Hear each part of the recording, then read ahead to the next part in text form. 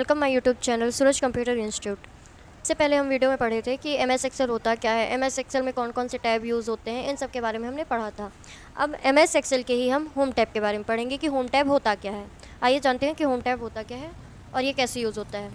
M S Excel में home tab क्या है। होम टैब जो होता है वो टेक्स्ट फॉर्मेटिंग के लिए इसका यूज़ होता है, जिसमें ज़्यादातर बोल्ड, इटैलिक और underline, copy paste and editing जैसे अच्छे तरीके रिप्रेजेंट होते हैं। और जो होम टैब की हम शॉर्टकट की यूज़ करते हैं वो शॉर्टकट की है Alt+H। जो हमारे एक्सेल में होम टैब ओपन करने की शॉर्टकट की होती है वो Alt+H होती है। और इस बटन को प्रेस करने के बाद हम होम टैब को एक्सेस कर सकते हैं। और एम एस ऑफिस के M S Word, M S Excel, M S PowerPoint, M S Access में ये सब उपलब्ध होते हैं। होम टैब के माध्यम से हम अपने डेटा को जो है फ़िल्टर करते हैं, फॉर्मेटिंग करते हैं, शॉर्टिंग करते हैं, डिलीट और कंडीशनल फॉर्मेटिंग का भी यूज़ करते हैं। होम टैब में जो रिबन होता है उसमें 7 ग्रुप्स होते हैं। 7 ग्रुप में पहला ग्रुप होता है क्लिपबोर्ड ग्रुप, दूसरा फॉन्ट ग्रुप, तीसरा एलिमेंट ग्रुप, चौथा नंबर ग्रुप, पांचवा स्टाइल ग्रुप, छठवां सेल ग्रुप, सातवां एडिटिंग ग्रुप। आइए इन सब के बारे में हम जानते हैं। वैसे तो ये एक्सेल का जो पहला टैब है जिसे हम होम टैब कहते हैं, इस टैब के अंतर्गत हम बहुत सारी फॉर्मेटिंग, एडिटिंग और बहुत सारी टैब्स का यूज़ करके हम इसको आकर्षित बना सकते हैं। क्लिपबोर्ड ग्रुप के बारे में जानते हैं। क्लिपबोर्ड ग्रुप जो होता है यूज़ हम ज़्यादातर अधिक जो हम एक्सेल शीट बनाते हैं उसकी ज़्यादा कॉपी करने के लिए हम इसका यूज़ करते हैं। और जो ऑब्जेक्ट होता है उसको हम सिलेक्ट करते हैं, फिर उसके बाद सिलेक्ट करने के बाद हम टैग में क्लिपबोर्ड ग्रुप का यूज़ करते हैं। क्लिपबोर्ड ग्रुप को यूज़ करने के बाद हम कॉपी ऑप्शन को सिलेक्ट करते हैं, जिससे कि कॉपीज़ बहुत ज़्यादा हो जाती हैं। इसको हम शॉर्टकट की के माध्यम से भी यूज़ करते हैं। इसकी शॉर्टकट की होती है Ctrl+C। इसका यूज़ करके हम क्लिपबोर्ड ग्रुप ओपन कर सकते हैं और कॉपी भी कर सकते हैं। पेस्ट, सबसे पहले तो पेस्ट करने की जो शॉर्टकट की होती है वो Ctrl+V होती है। इसका यूज़ करके हम जो डाटा है या फिर कोई सेंटेंस है या फिर कोई वर्ड है उसको हम कॉपी किए हैं तो उसको जहाँ पे हमको पेस्ट करना है वहाँ पे ले जाने के लिए हम वहाँ पे हम उसी सेंटेंस या उसी जो वर्ड है उसको लिखने के लिए हमें टाइप ना करना पड़े, उसके लिए हम पेस्ट ऑप्शन का यूज़ करते हैं। जैसे कि हमें शॉर्टकट की का यूज़ करके भी हम पेस्ट कर सकते हैं और हम डायरेक्ट भी पेस्ट कर सकते हैं। लेकिन हम डायरेक्ट माउस की सहायता से जहाँ पे भी हमको सेंटेंस या वर्ड को पेस्ट करना होता है वहाँ पे हम कर्सर को पॉइंट करते हैं। कर्सर पॉइंट करने के बाद हम राइट क्लिक करते हैं, एक विंडो ओपन होती है, उस विंडो पे पेस्ट का ऑप्शन आता है। उस ऑप्शन को क्लिक करने के बाद भी हम जो कॉपी किए होते हैं उसको हम पेस्ट कर सकते हैं। और किसी दूसरे एक कोई जो वर्ड या सेंटेंस होता है उसको एक स्थान से हटाकर दूसरे स्थान में ले जाने के लिए हम इसका यूज़ करते हैं। इसकी शॉर्टकट की जो होती है कट करने की वो Ctrl+X होती है। पेस्ट स्पेशल का मतलब होता है जो कॉपी किए गए हैं, जो हमने फॉर्मेट या एक्सेल शीट, डाटा वगैरह जो हम कॉपी किए हैं उसको फॉर्मेट में पेस्ट करने के लिए इसका यूज़ करते हैं और इसका इमेज को कॉपी के रूप में पेस्ट कर सकते हैं। फॉर्मेट पेंटर का मतलब होता है कि माइक्रोसॉफ्ट एक्सेल में किसी दूसरे टेक्स्ट में किए गए फॉर्मेट को कॉपी करने के लिए करते हैं और इसके साथ साथ हम टेक्स्ट जो है उसको फॉर्मेट कर सकते हैं, कॉपी कर सकते हैं, सिलेक्ट कर सकते हैं और इसका यूज़ हम कैसे करते हैं उसके बारे में जानते हैं। जो फॉर्मेट पेंटर होता है उसको सबसे पहले जिस टेक्स्ट को या जिस सेंटेंस को हमको फॉर्मेट करना है उसको कॉपी करते हैं, फिर उसके बाद उसे सिलेक्ट करने के बाद फॉर्मेट पेंटर ऑप्शन को क्लिक करते हैं। उसके बाद हम टेक्स्ट के ऊपर कॉपी करते हैं, कॉपी करना है या उसे सिलेक्ट करने के बाद हमारा फॉर्मेट पेंटर जो ऑप्शन होता है उसका उपयोग करते हैं। फॉन्ट ग्रुप में है सबसे पहला बोल्ड का मतलब होता है कि जैसे कोई सेंटेंस है उसको अट्रैक्टिव दिखाना है या कोई वर्ड है उसको अट्रैक्टिव दिखाना है या फिर मोटे शब्दों में उसका जो टेक्स्ट साइज़ होता है उस टेक्स्ट साइज़ नॉर्मल साइज़ से थोड़ा सा मोटा और अट्रैक्टिव होता है। उसकी वजह उसको बोल्ड करने के लिए हम Ctrl+B का यूज़ करते हैं। Ctrl+B से हम किसी टेक्स्ट या किसी सेंटेंस को बोल्ड करने के लिए और उसको अट्रैक्टिव बनाने के लिए हम इसका यूज़ करते हैं। इसको यूज़ करने के लिए सबसे पहले हमें जो भी कैरेक्टर है या फिर जो भी सेंटेंस है उसे पहले सिलेक्ट करना पड़ता है। सिलेक्ट करने के बाद हम फॉन्ट ग्रुप में जाकर जो बी का ऑप्शन होता है उस पर क्लिक करते हैं, वो ऑलरेडी बोल्ड हो जाएगा। लेकिन अगर हमको शॉर्टकट की मदद से करनी है तो पहले तो हम जिस भी सेंटेंस या जिस भी वर्ड को हमको बोल्ड करना है उसे सबसे पहले सिलेक्ट करेंगे। उसके बाद सिलेक्ट करने के बाद इसकी शॉर्टकट की जो होती है कंट्रोल प्लस बी, उससे हम उसको हम दबाकर कैरेक्टर या सेंटेंस को बोल्ड कर सकते हैं। इटैलिक, इटैलिक का यूज़ हम जो हमारे अक्षर होते हैं उनको टेढ़ा करने के लिए इसका यूज़ करते हैं।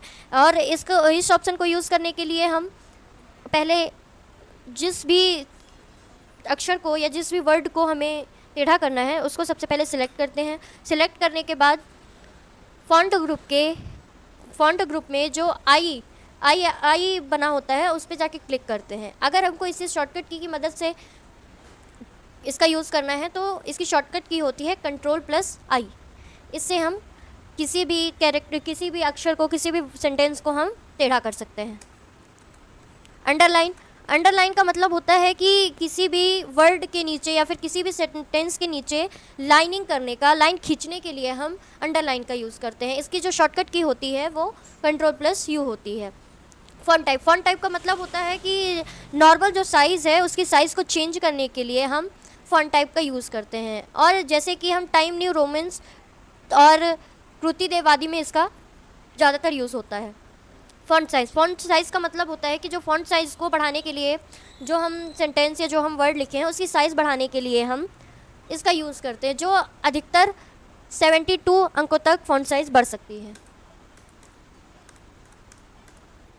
Font size increment, font size increment का मतलब होता है कि जो फ़ॉन्ट साइज़ होता है उसको अपनी इच्छानुसार हम बढ़ा सकते हैं और उसको 72 से अधिक हम फ़ॉन्ट साइज़ को भी बढ़ा सकते हैं। फ़ॉन्ट साइज़ डिस्क्रीम्ड, डिस्क्रीम्ड का मतलब होता है, फ़ॉन्ट साइज़ डिस्क्रीम्ड का मतलब होता है कि इसके माध्यम से हम जो ए फ़ॉन्ट साइज़ होता है उसको कम कर सकते हैं। फ़ॉन्ट कलर, फ़ॉन्ट कलर का मतलब होता है जो नॉर्मल कलर ब्लैक कलर होता है उसको हम जो फ़ॉन्ट लिख रहे हैं, जो हम सेंटेंस लिख रहे हैं उसको हम कई कलर्स में डिवाइड कर सकते हैं, जैसे कि ब्लू और रेड, येलो आदि कलर्स में भी हम इसका यूज़ कर सकते हैं। फिल कलर, फिल कलर का मतलब होता है कि जो एक्सेल में जो भी हम वर्ड या सेंटेंस सिलेक्ट करते हैं उसके बैकग्राउंड में हमको जो कलर होता है उसको चेंज करने के लिए हम फिल कलर का यूज़ करते हैं। बॉर्डर, बॉर्डर का मतलब होता है कि अगर हम कोई पेज या फिर एक्सेल में जो शीट होती है उसके जो बॉर्डर्स होते हैं उसको डार्क करने के लिए हम बॉर्डर कलर का यूज़ करते हैं। एलिमेंट, इस एलिमेंट में दो ऑप्शन आते हैं, पहला एलिमेंट लेफ्ट एलिमेंट्स और दूसरा सेंटर एलिमेंट्स। लेफ्ट एलिमेंट्स का मतलब होता है कि जो एक्सेल में जो हम सेल टाइप करते हैं उसमें टेक्स्ट की जो एलिमेंट्स जो स्थिति होती है उसको लेफ़्ट साइड में रखना है या राइट साइड में रखना है, उसके लिए हम लेफ़्ट एलिमेंट्स का यूज़ करते हैं। और सेंटर एलिमेंट्स का मतलब होता है कि जो सेल में हम एक्सेल सीट के जो सेल में हम टाइप करते हैं उसको हमें लेफ़्ट में रखना है, उसकी स्थिति को, या फिर उसको राइट में रखना है, उसको सेंटर में रखने के लिए हम सेंटर एलिमेंट्स का यूज़ करते हैं। और जो लेफ़्ट एलिमेंट्स का शॉर्टकट की होता है उसको वो कंट्रोल प्लस एल होता है और जो सेंटर एलिमेंट्स का शॉर्टकट की होता है वो कंट्रोल प्लस ई होता है। राइट एलिमेंट्स का मतलब होता है कि जो सेल में हम जो जिस कैरेक्टर को या जिस टेक्स्ट को हम टाइप किए हैं उसको राइट साइड में रखने के लिए हम इसका यूज़ करते हैं और इसकी शॉर्टकट की जो होती है कंट्रोल प्लस आर होती है। टॉप एलिमेंट का मतलब होता है कि जो सेल में हम जो भी अक्षर टाइप किए हैं वो टॉप पोजीशन में सेट करने के लिए हम इसका यूज़ करते हैं। मिडिल एलिंग का मतलब होता है कि इसका यूज़ हम जो अक्षर हम सेल में टाइप किए हैं उसको मिडिल पोजीशन में रखने के लिए इसका यूज़ करते हैं। बॉटम एलिंग का मतलब होता है कि जो कैरेक्टर हम सेल में टाइप किए हैं, जो अक्षर हम सेल में टाइप किए हैं उसको नीचे की ओर उसकी स्थिति रखने के लिए हम बॉटम एलिंग्स का यूज़ करते हैं। व्रैप टेक्स्ट का मतलब होता है कि जो माइक्रोसॉफ्ट के एक्सेल में एक्सेल टाइप किए जाते हैं उस एक्सेल की लंबाई कितनी है और जो दिखाई नहीं देता है उसे सेल को सिलेक्ट करके इस ऑप्शन का यूज़ करते हैं। मर्ज सेल 2-3 सेल्स को एक साथ मिलाने के लिए, आपस में मिलाने के लिए हम मर्ज सेल का यूज़ करते हैं। टेक्स्ट डायरेक्शन का मतलब होता है कि सेल के अंदर जो टेक्स्ट होते हैं उसकी डायरेक्शन को चेंज करने के लिए हम इसका यूज़ करते हैं, जो 90 डिग्री से लेकर 160 डिग्री तक हम इसका यूज़ कर सकते हैं। इंक्रीज इंडेंट का मतलब होता है कि इंडेंट की जो सीमा होती है उसको बढ़ाने के लिए हम इसका यूज़ करते हैं। डिस्क्रीट इंडेंट, इसका मतलब होता है कि इंडेंट की सीमा को कम करने के लिए इसका यूज़ करते हैं। इंक्रीज इंडेंट की शॉर्टकट की होती है कंट्रोल प्लस ए प्लस टैब, जिसका यूज़ करके हम इंडेंट यूज़ करते हैं। और डिक्रीज इंडेंट की शॉर्टकट की होती है control plus Alt plus shift plus tab, इसका यूज़ करके हम इंडेंट की सीमा को कम कर सकते हैं। नंबर ग्रुप में ऑप्शंस आते हैं। सबसे पहला है नंबर फॉर्मेट। नंबर फॉर्मेट का मतलब होता है कि जो एक्चुअल में जो नंबर्स होते हैं उसको हम चेंज करने के लिए इसका यूज़ करते हैं। जो उसके नंबर ग्रुप में इसको यूज़ करने के लिए सबसे पहले हमको उसके नंबर ग्रुप पे जाना होता है। उसके बाद हम नंबर को फॉर्मेट में जो जनरल लिखा होता है उसमें हम सबसे पहले उसको क्लिक करते हैं। क्लिक करने के बाद हम बहुत सारे नंबर्स फॉर्म दिखाई देंगे, उसके आवश्यकता अनुसार हम उसको सिलेक्ट करते हैं, जैसे date, time, number, accounting number और टेक्स्ट फॉर्मेटिंग, फिक्सन आदि। डिक्रीज डेसिमल का मतलब होता है कि जो माइक्रोसॉफ्ट एक्सेल में डेसिमल या जो दशमलव में संख्या लिखी होती है उसको कम करने के लिए हम डिक्रीज डेसिमल का यूज़ करते हैं। जैसे कि 100.0000 लिखा हुआ है तो उसको जो हम डिक्रीज इन डेसिमल में लिखेंगे तो वो 100.00 ही लिखेगा। इंक्रीज डेसिमल का मतलब होता है जो दशमलव में जो संख्या बाद में आती है, 2 संख्या या 4 संख्या बाद में आती है, उनको इंक्रीज डेसिमल का यूज़ करते हैं। उदाहरण के लिए तो हम लिखते हैं कि 100 लिखा हुआ है, उसके बाद हम दशमलव लगाकर 2 शून्य लगाने के लिए हम इंक्रीज डेसिमल का यूज़ करते हैं। अकाउंटिंग फॉर्मेट का मतलब होता है कि जो डाटा हमने सिलेक्ट किया है उसको अकाउंटिंग फॉर्मेट में बदलने के लिए हम इसका यूज़ करते हैं। जैसे कि हम एक्सेल में कोई काम कर रहे हैं, उसमें आने वाली जो संख्या है उसको अकाउंटिंग फॉर्मेट में दिखाने के लिए हम इसका यूज़ करते हैं। एग्जांपल के लिए लेंगे कि 1000.00% स्टाइल जो, और इसका जो परसेंट स्टाइल ऑप्शन का यूज़ हम माइक्रोसॉफ्ट एक्सेल में अंक को दर्शाने के लिए या दर्ज करने के लिए इसका यूज़ करते हैं। जो परसेंट के रूप में दिखने वाले होते हैं उनको दर्शाने के लिए इसका यूज़ करते हैं। जो कॉमा स्टाइल का मतलब होता है कि इसका यूज़ करके जो नंबर्स होते हैं उनको हम कॉमा के रूप में लिख सकते हैं। उदाहरण के लिए हम देख ही सकते हैं कि 1,00,0,000 लिखा हुआ है, ऐसा लिखने के लिए हम कॉमा स्टाइल का यूज़ करते हैं।